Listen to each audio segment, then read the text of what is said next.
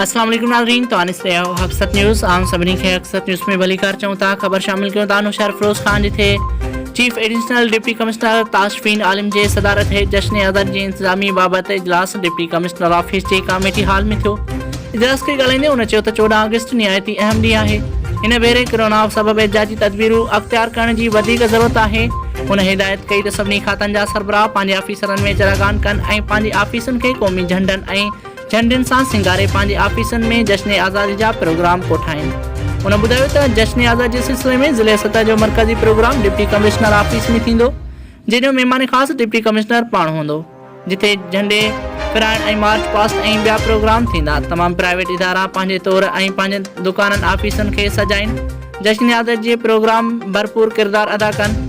उन ॿुधायो त तमामु म्यूनिसिपल टाउन ऑफिसरनि खे हिदायत कई आहे त हू शहरनि में सफ़ाई रोशनीअ जे बंदोबस्तु कनि ऐं शहर जे अहम चौराहनि खे झंडनि ऐं झंडनि चरागान सां सजायो वञे। इजलास में सुई गैस बैंकुनि, लोकल गवर्नमेंट, तालीम, सिहत, इलेक्शन कमीशन ऐं ॿियनि लाॻापियल खातनि जे ऑफिसरनि शिरकत कई।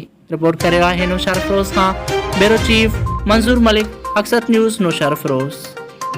नाज़रीन, वधीक ख़बरुनि खे ॾिसण जे लाइ ॾिसंदा रहो हक़सत न्यूज़।